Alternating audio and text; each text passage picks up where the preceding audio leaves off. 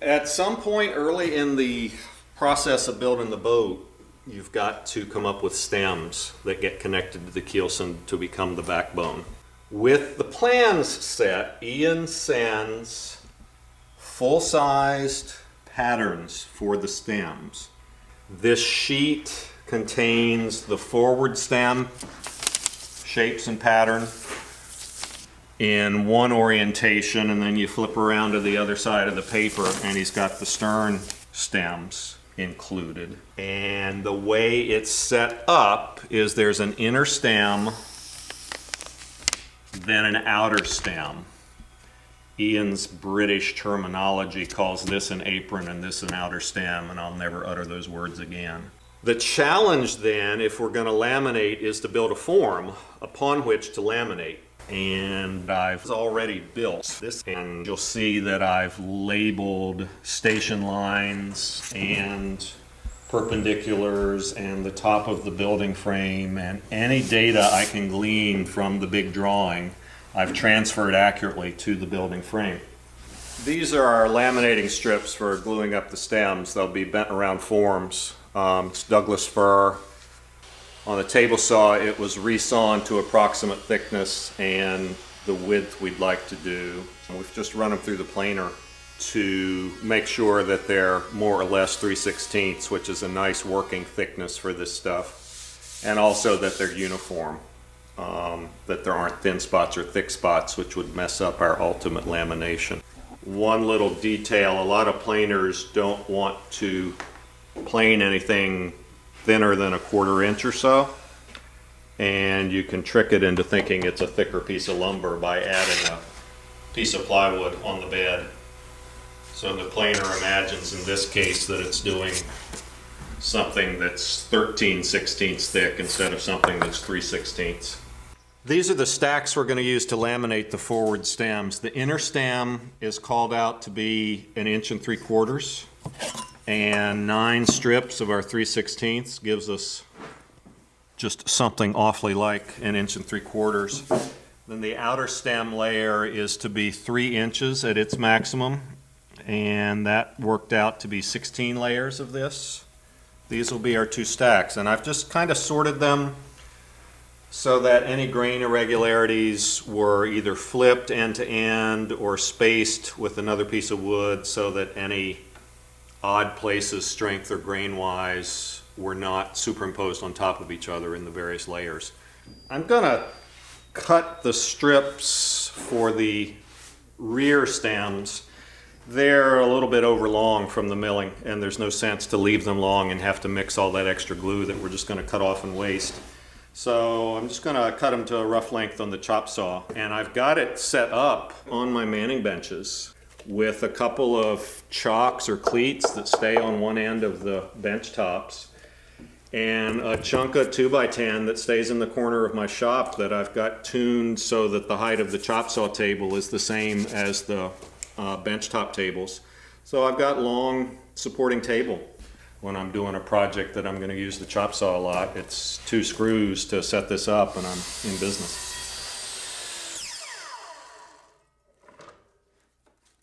We're going to butter up one face of these strips. This stack represents our inner stem, and just for efficiency's sake, I've mixed a fair-sized batch of epoxy. I'll probably need another batch, and we're just going to pour it on and then spread it with a brush. And I'll get this batch distributed,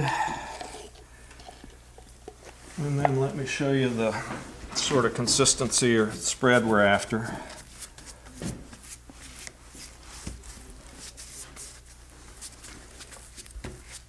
Just work like this and get it evenly distributed. And if you'll brush with that, I'll get us another batch. I think we're probably going to need 3. And fill this edge so there's enough to work with. And then we'll join in.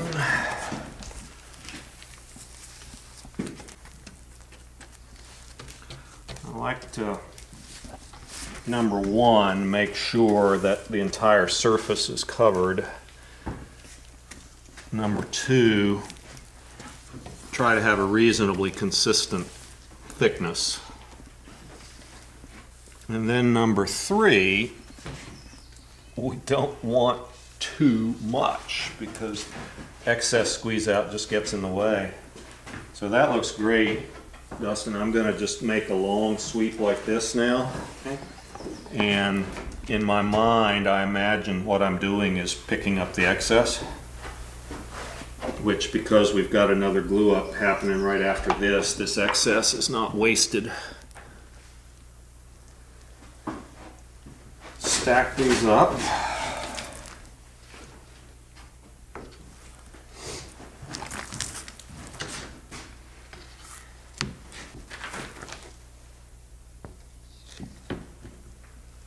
One of the interesting phenomena with epoxy is that the chemical reaction of it curing is exothermic, which means as it cures, it heats itself up. So in general terms, any batch of epoxy you're working with, it's far better, you get a longer life if you get it spread out, increase the surface area so it can radiate its exothermic heat. That batch of epoxy in the cup would kick and cure and be unworkable much, much faster than if we spread it out in a large surface area. And this is now going to wait for us happily. So temporary storage right there, and we'll get the next stack ready.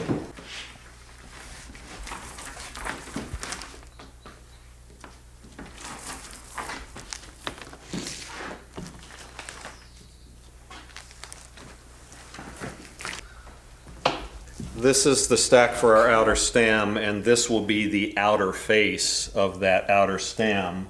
So it's getting glued here and doesn't need epoxy on its outside face. That's why we've left it alone so far. We're going to put the stacks of glued up strips on the form now, and you'll see that we've masked the form with plastic packaging tape. That is the most effective epoxy phobic masking I know.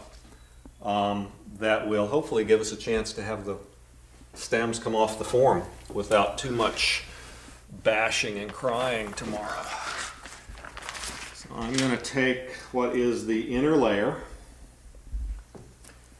and just set it right here. And Dustin is going to take a sheet of 4mm polyethylene that's going to be our masking layer to keep the inner and outer from sticking to each other. And let's put that cut factory edge right down low like that. Yeah, hold it like that, and we can sort of wrap it across the top. And if you can just come hold your hand right here to keep it all coherent, I'll get our outer layers, and I'll slip them right under your arms here. And we'll see if we can push that in place. And I've got a reference point down here. We're going to clamp it from one end to the other, and this is a point where having a helper is great because Dustin can keep that from flying away or falling on the floor. I'm going to put a big manly clamp down here. Go ahead and get this end contained. There. Now, if I was home alone, once I've got this conquered, I can do this by myself. Now we're just going to start clamping our way. We want to press down against the form, get the stacks coherent. And this is kind of a case, till we get to the very end, I'm not asking this clamp to do a heck of a lot. We've got leverage. We can wrap around the form and do the clamping pressure. And then these guys are just holding it. So you'll see as we move along, you can work your way out to the end and just press it against the form, wrap it around, and I'll add a clamp every 8, 10, 12 inches or so. You feel pretty confident Yep. about the plastic being deep enough? It'll be okay. Okay, so push. Just like that. So I see that it's kissed. You want to watch the clamps so that you're centering. and centering and getting a bite here. Hopefully now folks can understand why this is a certain width, wide enough to be stable, not so wide that I have to go buy $50 clamps instead of $12 clamps. And you can give her another press, and I'm just watching the inside here. When he touches the form, I know we're home. And as I press here with the clamp, I can see squeeze out happening. Give me what you got. Good. That's great. Yeah, just slide this whole thing in. Okay. It's just a friction lock till it's ready. Got another one in you? Oh yeah. Good. That's great. Good, and let me lock this up for you. Okay, that'll hold. Convince that here. One of the interesting things to keep track of when you're doing a big lamination like this is you clamp and it starts to squeeze and you move on. And the squeeze out will continue to happen behind you, so it's really clever to, after you get all the clamps on, go back and give them all a snug up, because the guys have squeezed together, the epoxies come out, and there's no longer any clamping pressure. Working with epoxy is unlike a lot of other woodworking glues. An epoxy joint is better with minimal clamping pressure compared to if you're working with cabinet making glue and you need high pressure to get a good joint. Epoxy is actually happier with lower pressure that leaves more glue in the joint. So we don't want to just over clamp everything, but it needs to be snug so that stuff isn't going to move while you're not looking. Yeah, great. Now while you hold that, let me move that an inch. Okay, you can let go, and we'll actually crank that. You can crank that down, and we'll crank that down till it cries uncle, and we're gonna be home. And that's really slippery, isn't it? Yeah. Those lovely red plastic handles are so slippery when you've got epoxy gloves on that this must be what you're supposed to do. Good. I'm using pliers here mostly for knuckle clearance as much as anything. And I'm not torquing these, I'm just making sure they're snug. It shouldn't be horrible, massively heavy. Yeah, we can do this. I'm gonna move it. We've done the rear stems in exactly the same fashion. A 9-layer inner, and in the rear's case, a 13-layer outer with a strip of polyethylene in as the parting layer. And when these are cured up, we'll clean them up and bevel them, and the outer stems will actually sit aside till the end of the week before they're mounted. But laminating them up at the same time is an efficiency measure, as well as assuring that they actually fit the same shape. They fit each other, whether they're right or not, at least they fit each other. And that'll save us having to do a lot of shaping later on. The major part of the day was actually laminating these stems. And they are clamped up right now. They're going to stay clamped for hopefully about 36 hours total.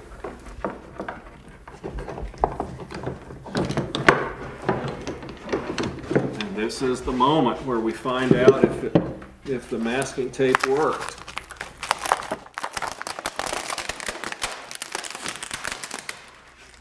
And then we find out if the two halves come apart.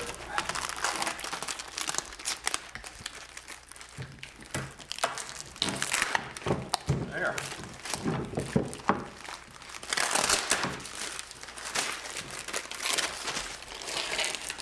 There's our parting layer that we put in yesterday. These have cured for about 30 hours, keeping them good and warm.